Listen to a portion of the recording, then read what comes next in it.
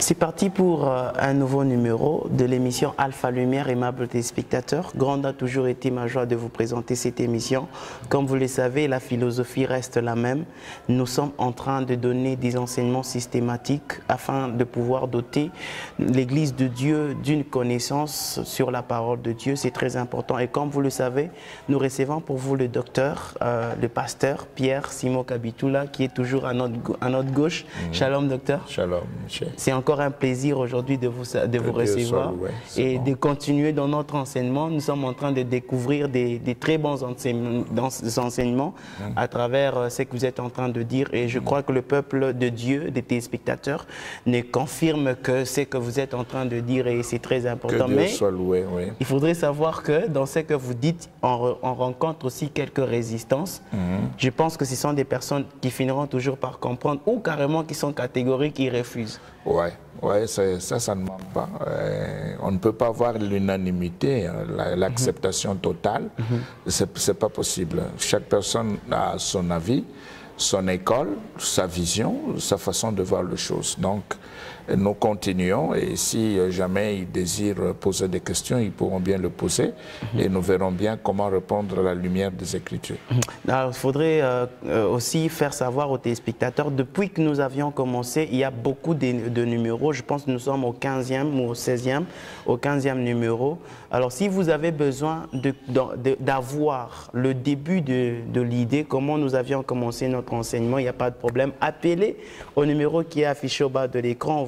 On verra comment on va arranger, question que vous puissiez avoir cette suite-là, que vous puissiez comprendre où est-ce qu'on avait commencé, où est-ce qu'on en est, pour que vous ne puissiez pas prendre des idées à moitié, des demi-vérités comme on les dit. On peut surgir directement dans une émission pour dire non, comment il peut dire ça? C'est peut-être quelque chose qui a été annoncé dans l'émission précédente.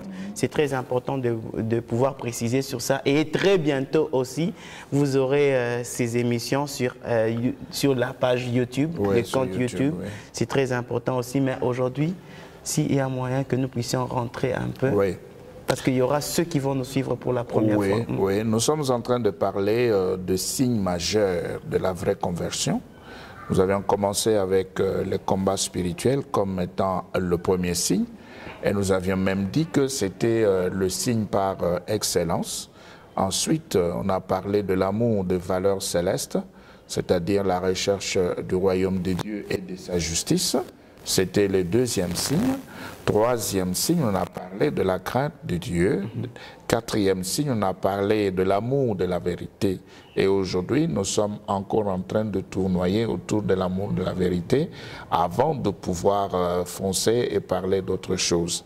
C'est ce qui nous préoccupe parce qu'on avait parlé de la liberté, de la loi et de la grâce.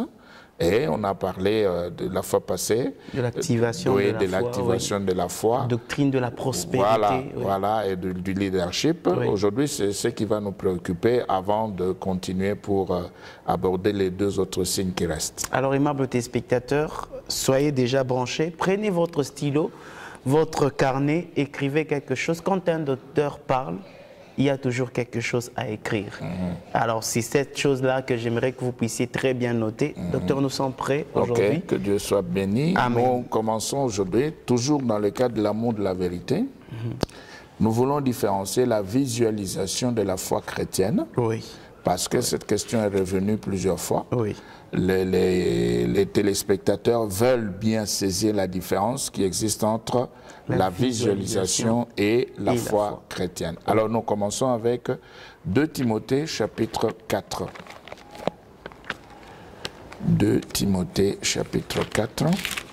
Et là, nous allons prendre le verset 2 jusqu'à 5. 2 Timothée chapitre 4. 2 jusqu'à 5. 2 jusqu'à 5, nous lisons la Bible au nom de Jésus. Amen. Prêche la parole. Prêche la parole. Insiste en toute occasion, favorable ou non. Reprend, censure, Oui, exhorte oui. avec toute douceur et en instruisant. Car il viendra un temps où les hommes ne supporteront pas la saine doctrine, mais ayant la démangeaison d'entendre des choses agréables, ils se donneront une foule de docteurs selon leur propre désir, détourneront l'oreille de la vérité et se détourneront vers les fables. Voilà. Amen. Verset 5. 5, la Bible dit, mais toi, sois sobre, oui, en toutes choses, voilà, supporte les souffrances, oui, fais l'œuvre d'un évangéliste, oui, remplis bien ton ministère. Voilà. Ici, c'est Paul qui donne le conseil pratique. Nous pouvons même dire que c'est la parole d'un apôtre adressée à un pasteur.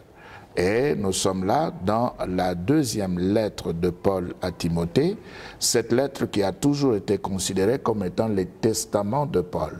Ici, Paul dit, au verset 2, il demande à Timothée de prêcher la parole. De prêcher la parole, oui, d'insister en toute occasion favorable ou non, de reprendre, de censurer, d'exhorter dans la douceur en instruisant. Donc pourquoi il demande à Timothée de prêcher la parole?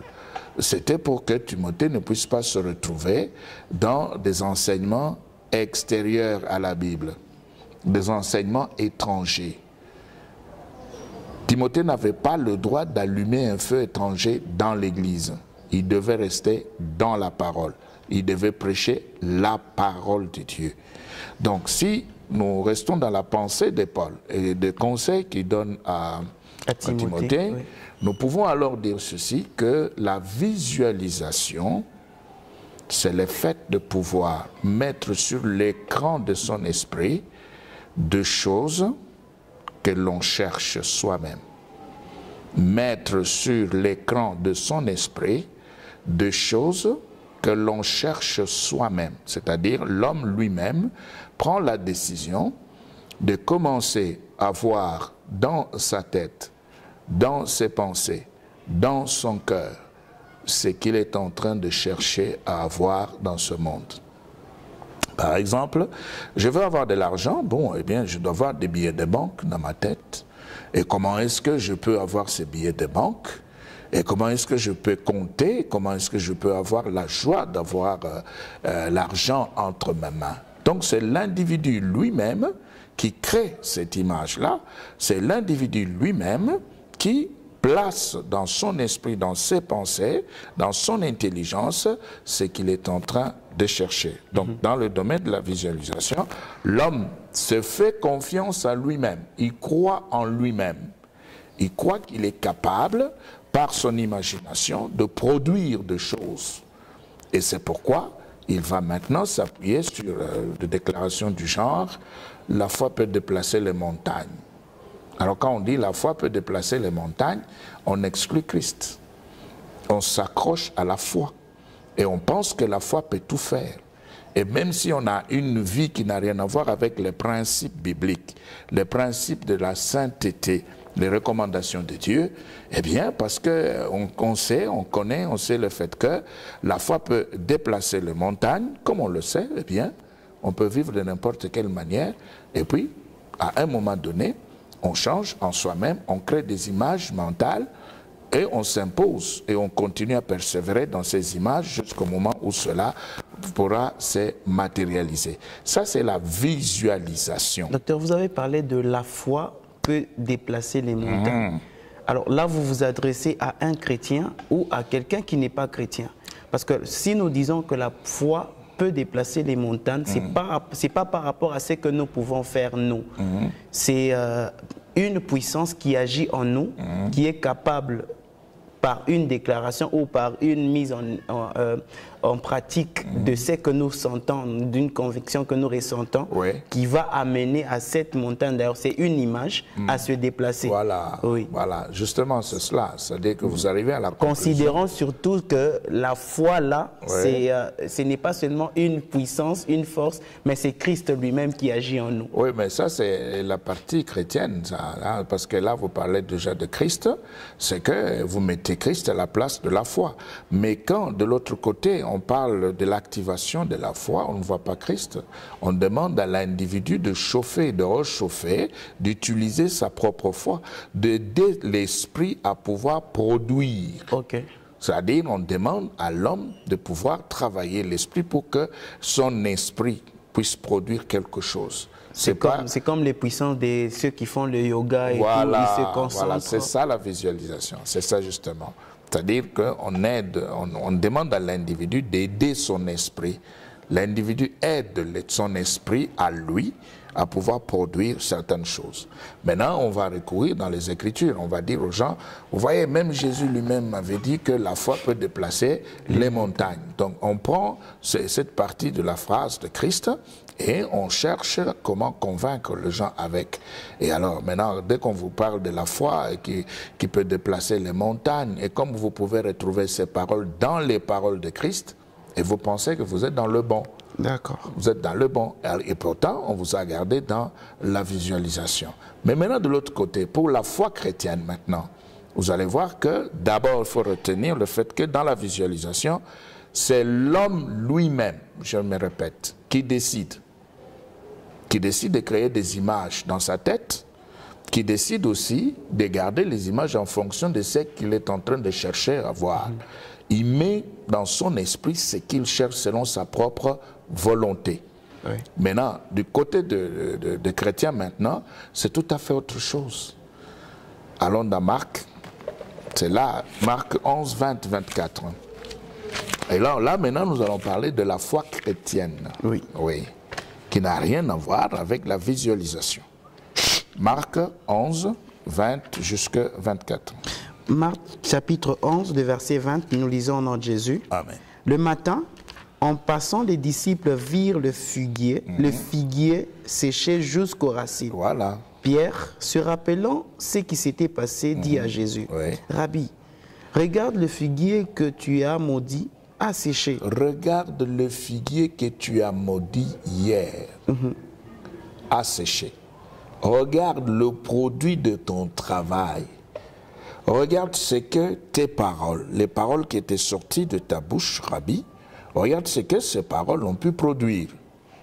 Oui. Pierre, oui. s'y rappelle, oh plutôt, je rentre. 22. Jésus prit la parole et leur dit, Voilà. ayez foi en Dieu. Il n'a pas dit ayez foi en vous-même. Il a dit ayez foi en Dieu. Oui. C'est-à-dire que la foi du chrétien n'est pas gardée dans son esprit. Ce n'est pas un problème de confiance personnelle. Non, je place ma foi dans quelqu'un, en Dieu, en Christ, dans l'Esprit de Dieu. C'est-à-dire, je place ma confiance dans mon Dieu. C'est extérieur à moi. Je vais vers le Dieu qui m'a sauvé par Christ, qui m'a rempli de son esprit, qui m'a donné sa parole. Je vais vers ce Dieu-là et je place ma foi en lui. Placer la foi en Dieu, c'est quoi?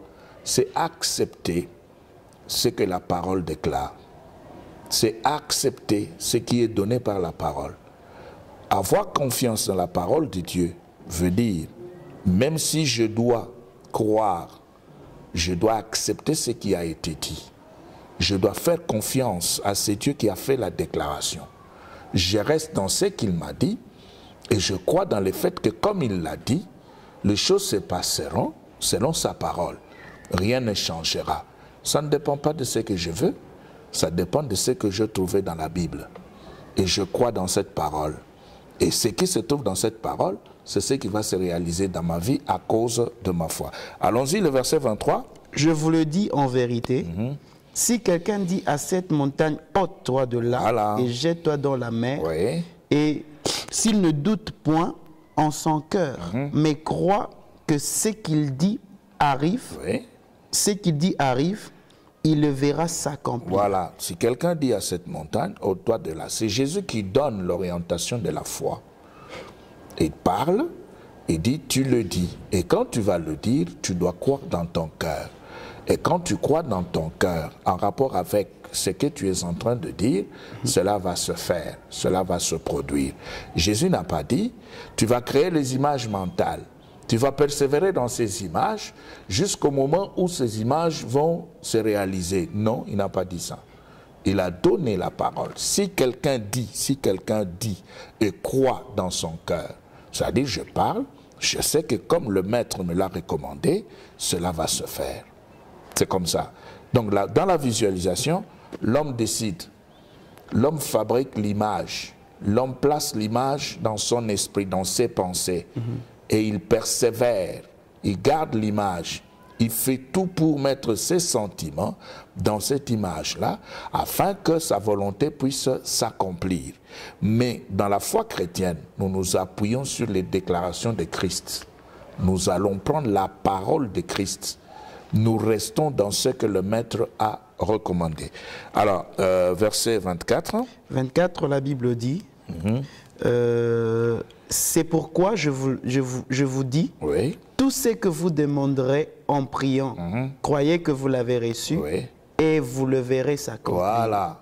Donc, tout ce que vous demanderez en priant, croyez que vous l'avez reçu et vous le verrez. C'est-à-dire que c'est le Maître qui nous donne des orientations. C'est le Maître qui fixe les limites. Nous ne pouvons pas sortir des limites fixées par le Maître pour nous retrouver dans ce que nous voulons à cause de la visualisation. C'est pourquoi nous disons ceci. Chaque fois qu'on va crier « activez la foi, activez la foi ». Non, il n'y a rien à activer là. D'abord, vous aurez beaucoup de difficultés. Comment vous allez l'activer? C'est difficile. Parce qu'il n'est pas question ici de la soupe d'hier qu'on doit remettre sur le feu pour avoir un aliment réchauffé. Non, c'est pas ça. Docteur, je pense que le verset un peu difficile ici, c'est le verset 24. Oui. Dit, c'est pourquoi je vous dis, Oui. tout ce que vous demanderez en priant, oui. croyez que vous l'avez reçu et vous le verrez s'accomplir. Oui. Tout ce que vous avez demandé.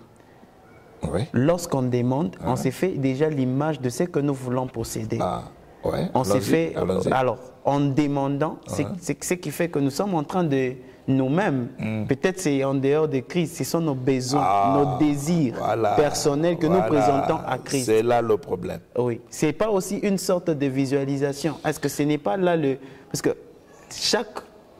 même pour que je demande quelque chose, il faudrait que je me fasse déjà l'idée de ce que je vais demander. Ça crée un problème, c'est un sérieux problème, parce que quand on entre dans la parole de Dieu, on doit rester, si on veut absolument parler des images mentales dans la prière, comme vous le supposez là. Oui, c'est très important, eh bien, parce que Paul a parlé de l'intelligence. Oui, est-ce qu'il faudrait que mon intelligence soit... Non, elle doit être stérile. Ça veut dire ceci. Comme les gens sont esclaves des images mentales, j'aimerais vous dire que c'est un des obstacles majeurs à l'exaucement de la prière. Pourquoi? Parce que si sur la terre, toi tu cherches du travail, tu es chômeur, tu demandes à Dieu un travail, un emploi. Seigneur, qu'on puisse m'engager. Je viens de terminer les études, je vais trouver un travail. Mais est-ce que Dieu voit le travail comme toi tu le vois sur la terre?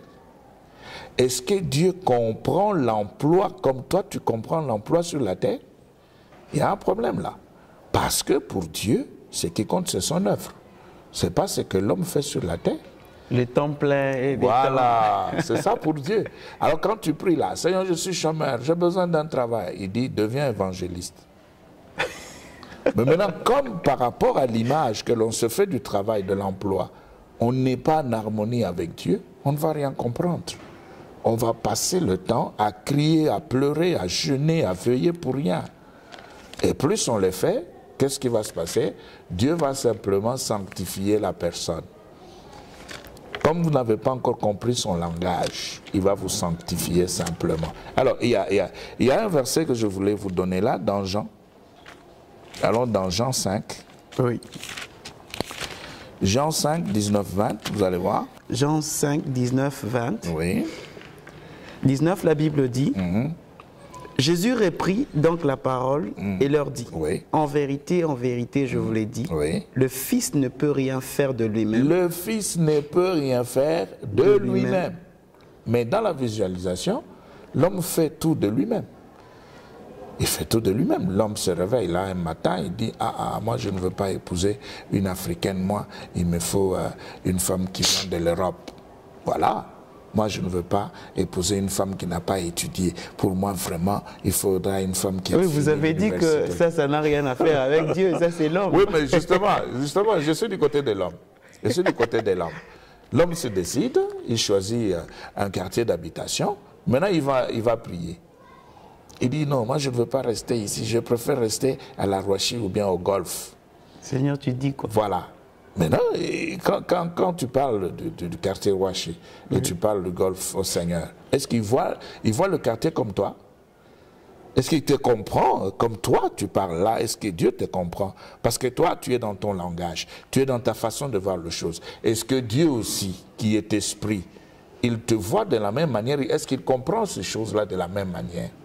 Non. Donc vous voulez dire que la volonté de l'homme n'a rien à faire avec la volonté de Dieu? Bon, je ne veux pas répondre tout de suite là, mais j'aimerais dire, c'est un peu cela.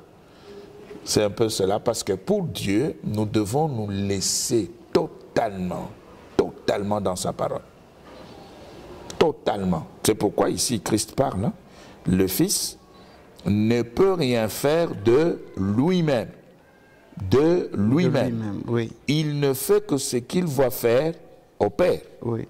Bon, maintenant, tu peux lire la dernière phrase. Et tout ce que le Père fait, voilà. Le Fils aussi le fait pareillement. Voilà. Tout ce que le Père fait, le Fils aussi le fait pareillement. Or, lorsqu'on fait ce que le Père fait, on fait de son Père ses délices. Et 20, directement, il nous donne ce que le corps le désire. verset 20 te répond. Le verset 20. Car oui. le Père aime le Fils et lui montre tout ce qu'il fait. Voilà. Le Père aime le Fils et lui montre tout ce qu'il fait. C'est-à-dire que si toi, tu es fils de Dieu, tu étais bien converti, tu es dans l'assemblée, tu as été bien encadré, eh bien ton Dieu s'approchera pour pouvoir t'instruire, pour te donner des révélations, pour t'éclairer, pour te montrer le chemin à suivre, pour t'aider à pouvoir mieux vivre sous le soleil, sur la terre, au milieu des hommes. Dieu va le faire. Il va nous conduire parce que nous lui appartenons. Mais maintenant, si on n'est pas bien converti, on va s'accrocher à la visualisation. On va chercher comment activer la foi pour sortir de la pauvreté. Mais tous ceux-là qui ont fait cela ont échoué. Il y en a même qui sont devenus fous. Ils ont attrapé la folie à cause de l'activation de la foi. Bon, ok. Alors ici, verset 20. Verset 20, la Bible dit, je finis, et il lui montrera des œuvres plus grandes que celles-ci, oui, afin que vous soyez dans l'étonnement. Voilà. Donc, si le Père n'a pas révélé, il n'y a pas de foi. Parce que la foi vient de ce qu'on entend. Donc, c'est lui qui révèle, qui donne la parole, et sur la base de la parole qu'il m'a donnée, maintenant, moi, je peux avoir la foi, la confiance dans cette parole qu'il m'a donnée. Donc, je peux espérer ce qu'il a promis. C'est pourquoi il est dit, la foi est une ferme assurance de choses qu'on espère. C'est-à-dire des choses révélées par Dieu que je suis en train d'attendre. Ah, les choses qu'on espère, ce n'est pas celles que nous demandons à Dieu, c'est celles qui viennent de Dieu. Voilà, si vous espérez ce qui est sorti de votre propre cœur, vous rentrez dans la visualisation.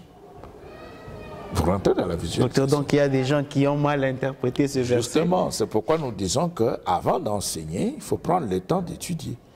Il faut étudier. Il y a plusieurs écoles bibliques ici en ville, à Lubumbashi, plusieurs écoles théologiques. Mais pourquoi? Qu'est-ce qui se passe? Pourquoi vous ne voulez pas aller étudier? Il faut aller étudier. Des choses qu'on espère, c'est-à-dire des choses révélées par Dieu, des choses qui se trouvent dans sa parole, parce que Dieu se tient toujours derrière sa parole pour l'accomplir. Alors si vous sortez de la parole de Dieu, eh bien vous allez vous retrouver dans la visualisation. C'est pourquoi plusieurs personnes ont été déçues.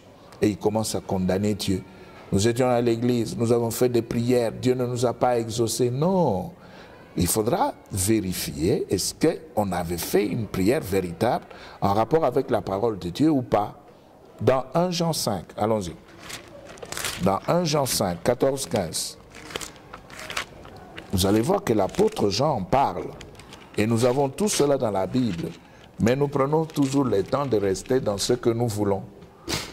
Dans ce que nous voulons. 14, 15. Ouais, nous avons auprès de lui cette assurance que si nous demandons quelque chose selon sa volonté, il nous écoute. Vous voyez, selon sa volonté, pas ce que moi je veux. Je peux faire la prière, je dis, bon Seigneur, maintenant, à mon âge ici, je crois que moi, dans ma pensée, je pense que je peux me marier maintenant. Mais qui prendre comme épouse? Mais c'est à toi de me révéler ou de me montrer. J'attends, je laisse passer le temps.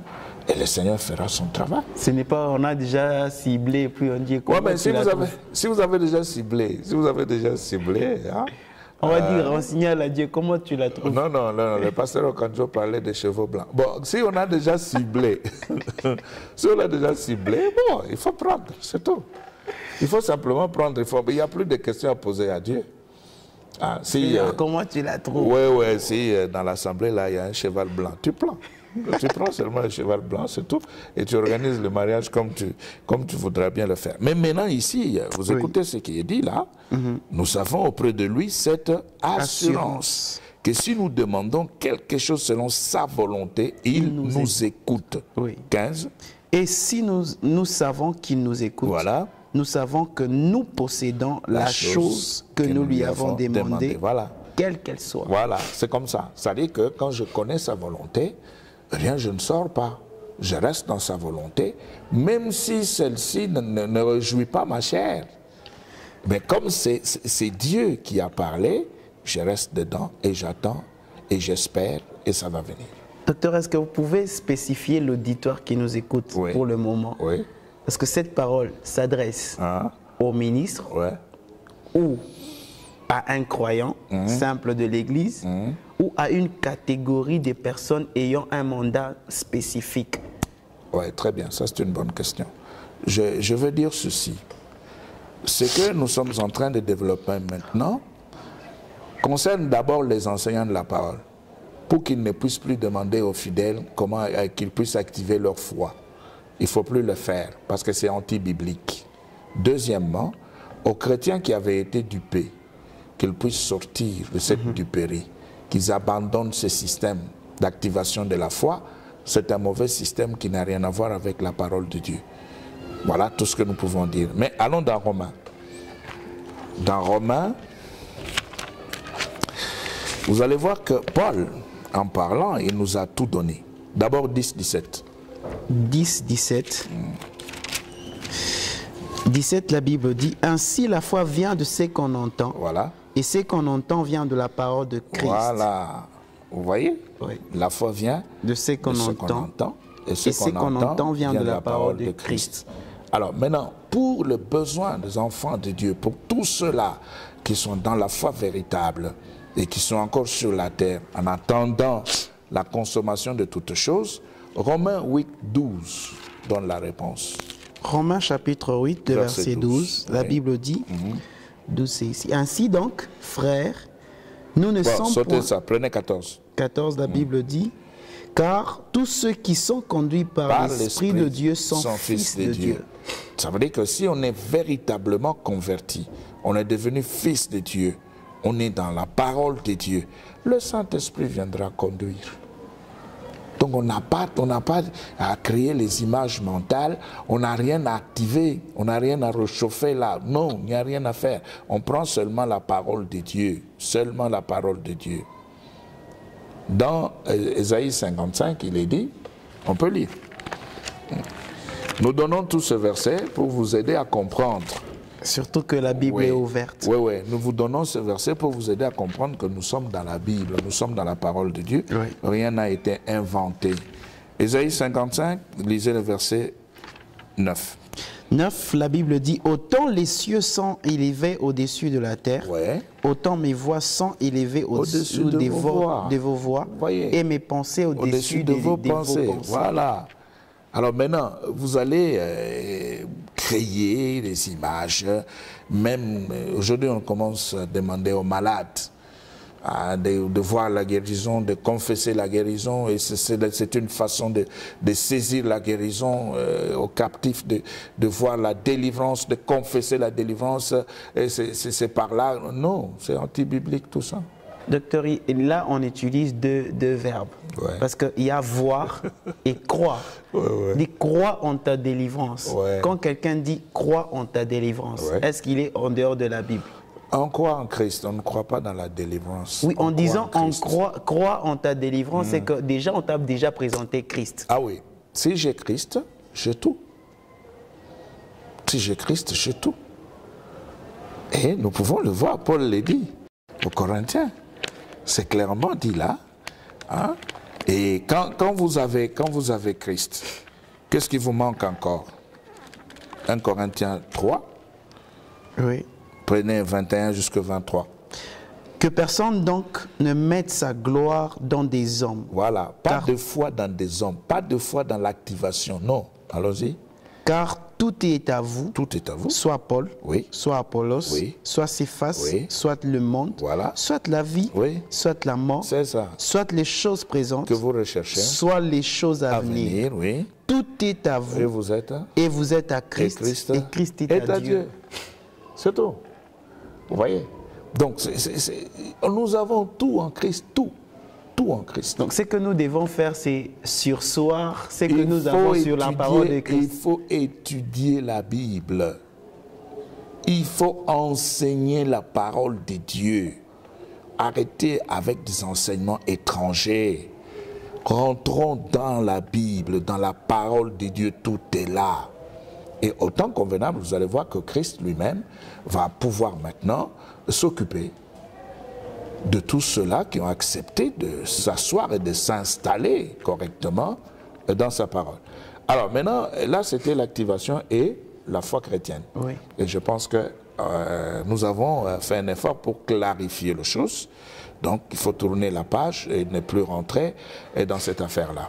Docteur, est-ce que c'est la même chose avec l'activation des anges? Je sais que c'est un sujet hors sujet, une question hors sujet. Oui. Est-ce que c'est la même chose avec l'activation des anges? Oui, tu as tes anges qui n'arrivent pas à travailler. Laisse-moi activer pour qu'ils commencent à travailler. Oui, il y a, j'ai prévu ça dans le dernier signe, quand je vais parler du dernier signe majeur du vrai salut. On ne peut pas les faire, c'est impossible. Là, on se retrouve dans la technique d'activation angélique donnée par les 72 anges de la Kabbale. De la Kabbale, là nous sommes dans la Kabbale juive. Vous voyez? Alors là, non, on ne peut pas. Ça veut dire quoi? Ça veut dire qu'on le fait parce qu'on ne connaît pas la procédure. Les anges de Dieu, on ne peut pas entrer en contact avec eux. Ils sont avec nous sur l'ordre de Dieu. Ils sont avec nous parce que nous allons du côté de Dieu. Et c'est Dieu qui les envoie et qui les place plus près de nous. Ils obéissent à Dieu. Et quand un serviteur obéit à Dieu, reste dans sa commission, prie sa commission, chante sa commission, c'est-à-dire la commission ici, c'est la révélation vision. La révélation du départ, les paroles primitives, le réma qu'on avait reçu dès le départ. Maintenant, quand on transforme la commission en prière, en chant, parce que je peux vous le dire déjà à ce niveau, dans l'église, on ne peut pas accepter n'importe quel type de chant. Dans une église, dans une assemblée normale, où il y a un berger qui a reçu la révélation de Dieu et qui travaille. Non, on ne reçoit pas tous les cantiques. Hein. Ah, non, on ne reçoit pas de choses comme ça. Vous voyez, quand vous faites entrer des choses comme ça, des chants de ce genre-là, mais vous allez tout perdre. Vous allez tout perdre. Vous voyez? Ok. Alors maintenant, pour revenir à la prospérité, parce que on m'a aussi posé beaucoup de questions en rapport avec la prospérité. Oui. J'ai un verset que nous allons lire ensemble dans Jean 3. Dans Jean chapitre 3. On va lire le verset 27. Jean chapitre 3, le verset 27. Oui. La Bible dit, Jean répondit, un homme ne peut recevoir que ce qui lui a été donné du ciel. Voilà. Un homme ne peut recevoir que ce qui lui a été donné du ciel. Donc, même si vous avez les textes de Paul aux Corinthiens qui dit du riche qu'il était, il s'est fait pauvre pour nous enrichir. Christ qui est esprit, Christ qui quitte le monde spirituel, qui descend ici-bas, Il ne vient pas pour nous donner des billets de banque. Non. Il vient pour nous remplir la parole de Dieu, de la révélation de son Père, d'abord. Ensuite, des promesses du Père. Il nous donne la parole de Dieu. Il nous montre le Père, il nous donne sa parole, il nous révèle la volonté du Père et nous sommes remplis de l'Esprit de Dieu. Et quand on est rempli de l'Esprit de Dieu, eh bien les choses terrestres viendront d'elles-mêmes. Les choses terrestres vont venir. On n'a pas de prière à faire. Je cherche l'argent, j'ai besoin d'un véhicule, j'ai besoin d'une maison. Mais quand vous parlez d'une maison, est-ce que vous entrez dans le langage de Dieu? Est-ce que vous comprenez la maison comme Dieu? Il y en a même qui prient pour une paire de chaussettes. Seigneur, j'ai vu une jolie paire de chaussettes au centre de la ville. Est-ce que je ne peux pas avoir l'argent pour acheter ça? Donc Christ verse son sang sur le bois de la croix. Il a été flagellé pour une paire de chaussettes. Tout ce que vous demanderez en mon nom. Oui. Tout. Oui. On n'a pas spécifié, docteur, que c'est telle chose qui cadre avec. Non, c'est tout. Oui. Comme la Bible dit que... Mais il y a quelque chose que vous oubliez là. Tout ce que vous demanderez, selon vous. Non, en mon nom. En mon nom. Le nom là, c'est quoi? En mon nom, c'est-à-dire au nom de Jésus, Seigneur, j'ai vu une voiture. Voilà le problème. Le nom de Jésus, ce n'est pas un nom humain. Le nom de Jésus, ce n'est pas comme ton nom, là, Michel. Non, le nom Christ, c'est la parole faite chair. Quand on dit au nom de Jésus, c'est selon la parole, selon l'enseignement que Christ a donné, selon la volonté de Dieu. Ce n'est pas son nom. Non, là, ce n'est pas le nom. On ouvre déjà directement la porte. Seigneur, merci Seigneur, au nom de Jésus, donne-moi ceci. Ce n'est pas le nom d'un koulou. Non. Non, ce n'est pas ça. C'est l'enseignement de Christ, c'est la parole de Christ. Christ, c'est la parole de Dieu. Et quand on dit en mon nom, quand il dit en mon nom, ça veut dire selon ce que je vous ai enseigné. Voilà. Ce n'est pas selon Apocalypse 19, 13. Mais c'est ça justement. Lisez Apocalypse 19, 13. Vous me confortez. Merci beaucoup pour ce verset-là. Écoutez ce qu'il dit. Il avait 19, un nom écrit. Oui. 13, la Bible dit, et il était revêtu d'un vêtement indécent. Voilà. Son nom est la parole de Dieu. Voilà, son nom est la parole de Dieu. C'est tout. C'est ça. Priez en mon nom, demandez en mon nom. C'est selon la parole. Ce n'est pas le fait de pouvoir dire Jésus, Jésus, Jésus. Non. Et docteur, quand il dit en mon nom, il chassera des démons, c'est toujours par la parole. Mais selon les instructions que je vous ai données. Vous devez suivre les recommandations que je vous ai données. Voilà.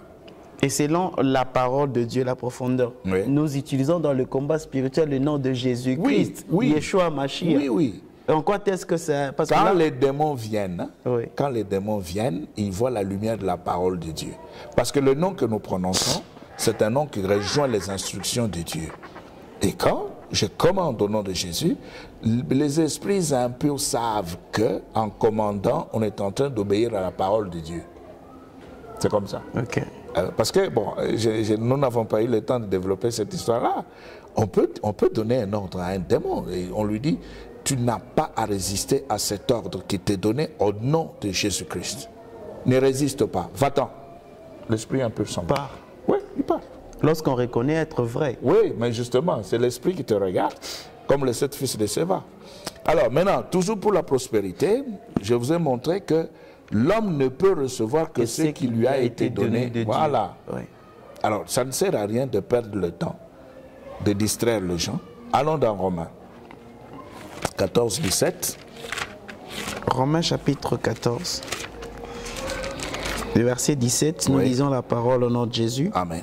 Car le royaume des cieux, ce n'est pas le manger et le boire. Ce n'est pas le manger et le boire. Oh non, moi, dans ma maison ici, il n'y a que les feuilles de manioc, les aubergines, avec un pot de piment. C'est ce que je mange tous les jours. Je suis fatigué. Non, n'a pas la misère. Non. Non. Relisez. Car le royaume des cieux, de Dieu, ce n'est pas le manger et le boire, mais la justice, la paix et la joie par le Saint-Esprit. C'est ça. C'est ce que nous disons. Donc il ne faudra pas ici tomber dans le piège de l'ennemi. Parce que vous savez maintenant, il y a un problème avec les jeunes gens. Il y a un problème avec les jeunes gens aujourd'hui. Les jeunes gens, se sont retrouvés dans le système de mâle-femelle. Mâle-femelle, c'est-à-dire, si vous regardez les rappeurs, les Davido, les Stromae, les Fouine, les Booba, et tous ces gens-là, ils sont vous les connaissez aussi? Oui, ils sont dans les systèmes parce que je prépare un travail pour la jeunesse. Ils sont en train de séduire, ce sont des soldats de Satan. Ce sont des soldats de Satan. Ils sont en train de travailler pour Satan, ils sont en train d'enrôler les gens. Quand vous prenez Maître Gims, vous allez voir que ce qu'il fait là, c'est l'enfer. C'est l'enfer. Et ils sont en train de le dire dans leur chant. Ils le disent. En chantant, ils le disent. Mais les jeunes gens sont emballés complètement. Et c'est rentré même dans nos églises, dans les orchestres. On commence maintenant à rapper dans les églises. Vous voyez? Et pourtant, c'est un mouvement satanique qu'il faudra arrêter. Mais tout ça pourquoi? Parce que ces gens avaient pris la décision de se vendre à Satan. Ils se sont vendus et après, ils ont récupéré, ils attendent l'argent, les dividendes, et maintenant ils sont en train d'enrôler les jeunes gens. Quand vous prenez Stromae, c'est maestro qu'on a inversé. Stromae, c'est maestro. Oui. Vous voyez, pourquoi on a inversé? Pourquoi on a inversé? Alors, vous allez voir, Natas, c'est Satan. On a inversé, pourquoi? C'est pour que ceux qu'on considère comme étant des femmes, des femelles, ne puissent rien comprendre. Et effectivement, on a embourbé beaucoup de gens à cause de l'argent, à cause de la cupidité. Vous voyez ce qui se passe? Oui. Donc on est en train ici d'enrôler les gens pour l'enfer, au nom de la prospérité, au nom de la recherche de l'argent. On ne se préoccupe plus de la vie éternelle. Donc c'est pour vous dire que par rapport à cette doctrine de prospérité, tout a été prévu par Satan pour induire plusieurs personnes en erreur. Alors, je crois, la fois prochaine, on pourra, si vous voulez, passer à autre chose. Les deux signes qui nous restent, oui. Ouais, ministère de réconciliation et l'esprit de prophétie. Vraiment. Voilà les deux signes qui nous restent. Et quand nous allons analyser ces deux signes, on pourra maintenant commencer autre chose. Il y a un autre thème qui va venir. Voilà. Aimables téléspectateurs, pour aujourd'hui, nous finissons par là. Vous avez retenu ce que l'homme de Dieu, le docteur, a parlé.